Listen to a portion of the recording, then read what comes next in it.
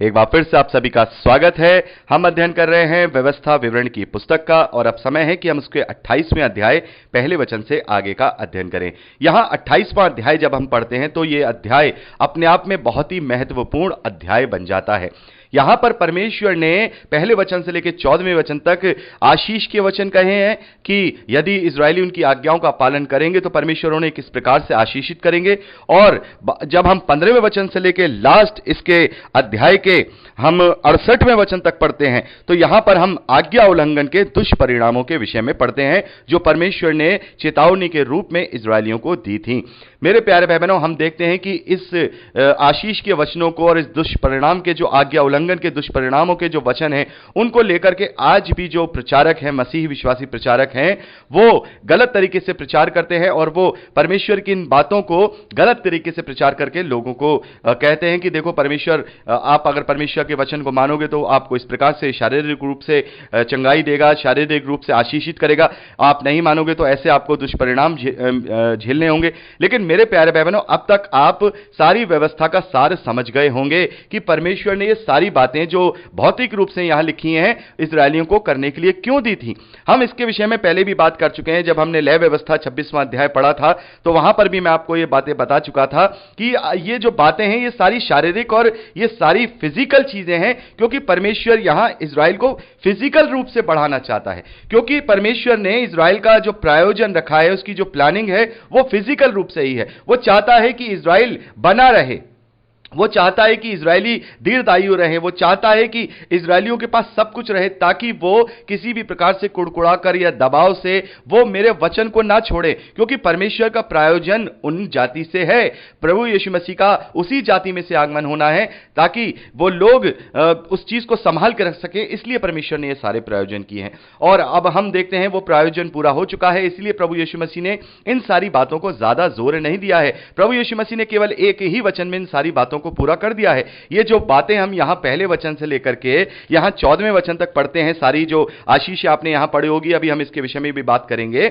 इसको केवल एक ही वचन में पूरा जो है निचोड़ करके दे दिया है। प्रभु ने कहा मत्ती के सुसमाचार उसके 6ठे अध्याय हम पढ़ते हैं 33वें वचन में कि पहले तुम उसके धर्म और राज्य की खोज करो, ये तमाम भौतिक वस्तुएं तुम्हें अपने आप मिल जाएंगी। तुम्हारा अच्छा पिता जानता है तुम्हें किस बात की आवश्यकता है, वो तुम्हारे लिए पूरी कर देगा। इनकी चिंता मत करो, इनकी चिंता मत करो। प्रभु यीशु मसीह यूहन्ना के सुसमाचार 6ठे अध्याय में कहते हैं इस बात को कि तुम लोग मेरे पीछे इसलिए नहीं आ रहे हो कि तुम मुझसे कुछ अच्छी बातें सीखना चाहते हो, तुम मेरे पीछे इसलिए आ रहे हो कि मैंने तुम्हें अभी रोटियां खिलाई थी। नाशवान भोजन के पीछे मत भागो, वरन उस रोटी के लिए जो मैं तुम्हें जीवन की रोटी दूंगा उसके लिए विचार करो, उस पर विश्वास करो। तो मेरे प्यारे भाई बहनों, ये जो वचन है यहां क्यों लिखे गए हैं? ये इजरायलियों के लिए लिखे गए हैं और परमेश्वर ने इन वचनों के अनुसार इजरायलियों के साथ वो सारी बातें की हैं, क्योंकि परमेश्वर ने उन्हें पूरा जो परमेश्वर का उस वक्त फोकस था वो इजरायलियों पर था ताकि परमेश्वर की योजना उनके द्वारा पूरी हो सके। तो आज ये वचन हम पर इस तरीके से लागू नहीं होते हैं, क्योंकि यदि हम विश्वास में हैं तो हम जानते हैं कि अगर हमारे पास रोटी नहीं है, हम भूखे हैं, हमारे पास कुछ नहीं, तो परमेश्वर हमारा खड़ा है, वो हमें किसी भी रीति से भूखा रहने नहीं देगा, हमें किसी रीति से वो परेशान होने नहीं देगा। हम इस जानते हैं, हम ये बात जानते हैं, हम इसके लिए नहीं जीते हैं। ना ही हम प्रभु यीशु मसीह को इसलिए ग्रहण करते हैं कि हमें ये सारी चीजें मिल जाएं, ना ही हम वचन का पालन इसलिए करते हैं कि हम आशीषित हो जाएं, ना ही हम वचन का पालन इसलिए करते हैं कि हम दुनियावी रूप से बढ़ जाएं। हम वचन का पालन इसलिए करते हैं, यीशु पर विश्वास इसलिए करते हैं कि हम अनंत जीवन में भागी हों, हमारे पापों का छुटकारा हो, क्योंकि अब वो भेद हम पर खोल दिए गए हैं। पुराने समय में ये भेद नहीं खोले गए थे। मेरे प्यारे भाई बहनों, अभी हम आगे पढ़ेंगे इसके विषय में। हम 29वें अध्याय में पढ़ते हैं और मैं चाहूंगा इस वचन को मैं यहां आपके लिए पढ़ दूं। आगे हम जब अध्ययन करेंगे तो बाद में और पढ़ेंगे। यहां पर हम देखते हैं कि जो मूसा हैं वो इजरायलियों से कहते हैं 4थे वचन में 29वां अध्याय इसी व्यवस्था विवरण का, परंतु यहोवा ने आज तक तुमको ना तो समझने की बुद्धि और ना देखने की आंखें और ना सुनने के कान दिए हैं। मेरे प्यारे भाई बहनों, इस बात को पौलुस ने भी अपने पत्रियों में जिक्र करके कहा है कि आज भी तुम्हारी आंखें बंद हैं, आज भी तुम्हारी बुद्धि बंद है, आज भी तुम्हें समझने की तुम्हारे पास बुद्धि नहीं है। तो ये वो लोग हैं जिनके पास समझने की बुद्धि नहीं है, देखने की आंखें नहीं है, सुनने के कान नहीं है, ये लोग पूरी रीति से शारीरिक हैं, तो इसीलिए शारीरिक रीति से बात की गई है। लेकिन अब हमारे पास सुनने के कान हैं, देख समझने की बुद्धि है। प्रभु यीशु मसीह ने अपने चेलों से क्या कहा? यीशु ने कहा कि तुम्हें स्वर्ग के भेदों को समझने की बुद्धि दी गई है, ज्ञान दिया गया है। मसीह विश्वासियों को पवित्र आत्मा के द्वारा बहुत ऊपर उठा दिया गया है इन सब चीजों से। मैं बार बार इसलिए ये बातें करता हूं क्योंकि हम लोग इन सारे वचनों को क्लेम करते हुए अपने अपनी कलीसियाओं में देखते हैं। कभी ना कभी देखा होगा कि आपको ये मिल जाएगा, आपको वो मिल जाएगा। प्रॉस्पेरिटी वाले इसी प्रकार का प्रचार करते हैं, लेकिन अब हम इनसे बहुत ऊपर उठ चुके हैं। अब इनसे हम बहुत ऊपर उठ चुके हैं। अब ये हमारे लिए बहुत जरूरी नहीं है, और मैं चाहूंगा कि आप इन्हें पर्सनली रूप से पूरा 28वां अध्याय पढ़ लीजिएगा। लेकिन यहां पर जो मैं आपके साथ यहां बात डिस्कस करने आया हूं, जो डिस्कस करना चाहूंगा वो ये है कि जो आशीष के वचन हम यहां पर देख रहे हैं, आशीष के वचन हम पहले वचन से लेकर 14वें वचन तक देख रहे हैं। कुल मिलाकर 14 वचन आशीष के लिखे हुए हैं, और उसमें से भी जब हम मेन पढ़ते हैं तो 11वें वचन से लेकर 14वें वचन तक मेन बातें हैं जहां पर परमेश्वर ने अपनी आशीष को देने के लिए कहा है। हम देखते हैं यहां पर परमेश्वर कहते हैं कि मैं तेरे लिए आकाश रूपी उत्तम भंडार को खोलकर तेरी भूमि पर समय समय पर बारिश करा करूंगा, तेरे सारे कामों पर आशीष दूंगा, तू बहुत सारी जातियों को उधार देगा, परंतु तुझे किसी से उधार ना लेना पड़ेगा, और यहोवा तुझको पूंछ नहीं परंतु सिर ही ठहराएगा, तू नीचे नहीं परंतु ऊपर ही रहेगा। ये सारी बातें हम यहां पर आशीष के रूप में 11वें वचन से लेकर 14वें वचन तक पढ़ते हैं, केवल 4 वचन। लेकिन मेरे प्यारे भाई बहनों, आज्ञा उल्लंघन के दुष्परिणामों को जब हम पढ़ते हैं, आप पढ़ रहे होंगे यहां 15वें वचन से जब हम शुरू कर रहे हैं तो ये सीधा 68वें वचन तक आकर के ये सारे दुष्परिणाम यहां पर लिखे हुए हैं। तो यहां पर हम देखें कितने हो गए। यहां पर हम देख रहे हैं कुल मिलाकर, अगर हम 68 को 14 माइनस कर दें, 68 में से 14 माइनस कर दें तो 54 वचन, 54 वचन आज्ञा के उल्लंघन के दुष्परिणाम हैं।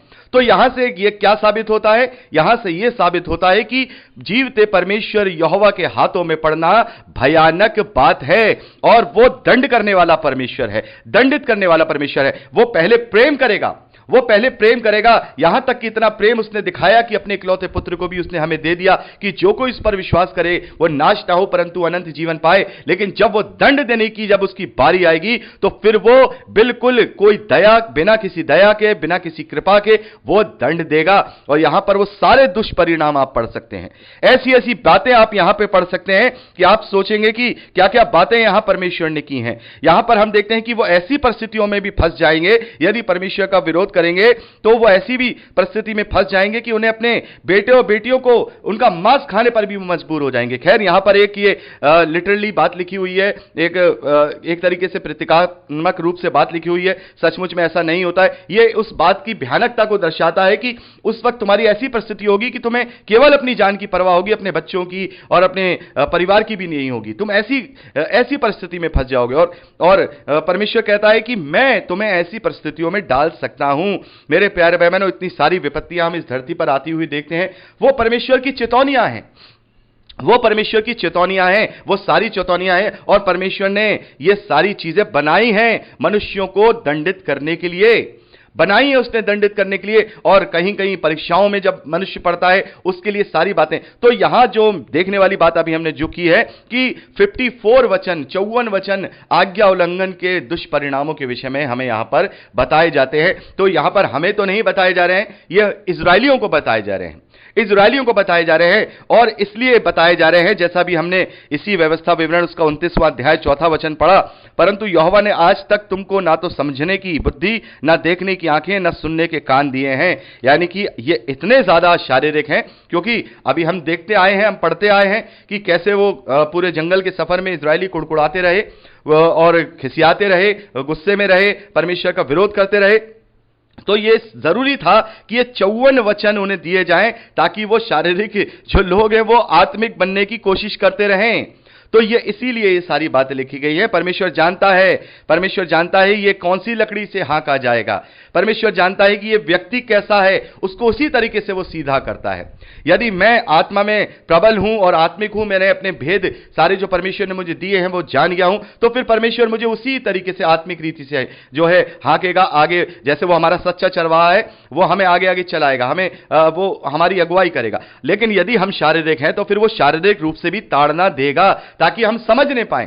आपने देखा होगा बहुत सारी जगहों पर ऐसे लोग होते हैं जो शारीरिक रूप से परेशान होते हैं और परमेश्वर उनको समय दे रहा होता है कि देखो, जब तक मैं तुम्हें नहीं छोड़ रहा हूं, मैं तुम्हें ये तकलीफ दे रहा हूं, ये परेशानी दे रहा हूं, तुम्हें ये टेंशन दे रहा हूं, ये दुख दे रहा हूं, ताकि तुम समझने पाओ कि तुम आज्ञा उल्लंघन पर हो। लेकिन एक बार अगर मैंने तुम्हें अपनी संतान होने के हक से विहीन कर दिया, वंचित कर दिया, तो फिर मैं तुम्हें छोड़ दूंगा कि तुम अनुचित रीति से शैतान के अधीन होकर के खूब पैसा खूब कमाओ और खूब आराम से ऐश करो और खूब आराम से इस दुनिया में ही, इस जीवन में, इस जंगल रूपी जीवन में ही मर खप जाओ और ढेर हो जाओ। तो मेरे प्यारे बहनों, हमें यह देखना होगा, यदि हम परमेश्वर में हैं और परमेश्वर हमारे ऊपर ये सारी चीजें, सब बातें ला रहा है, तो कहीं ना कहीं वो हमें चेता रहा है, वो हाँक रहा है कि अभी हम शारीरिक हैं, अभी हम आत्मिक नहीं हुए हैं। यदि हम आत्मिक हो जाएंगे तो पौलुस की तरह आनंदित हो जाएंगे, यदि हम आत्मिक हो जाएंगे तो यूहन्ना की तरह हम आनंदित हो जाएंगे, यदि हम आत्मिक हो जाएंगे तो पतरस की तरह हम आत्मिक हो जाएंगे, आनंदित हो जाएंगे, क्योंकि वो लोग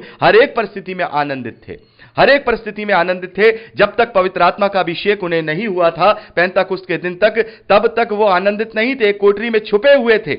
हमने प्रेरितों के कार्य में इस बात को पढ़ा कि वो छुपे हुए थे, कोठरी के अंदर बंद थे। लेकिन जैसे ही पेंताकुस्त का दिन आया, पवित्र आत्मा जैसे ही उन्हें अभिषेक करता है, वो कोठरियों से बाहर निकल आए और ऊंचे ऊंचे स्वर में वहां प्रचार करने लगे।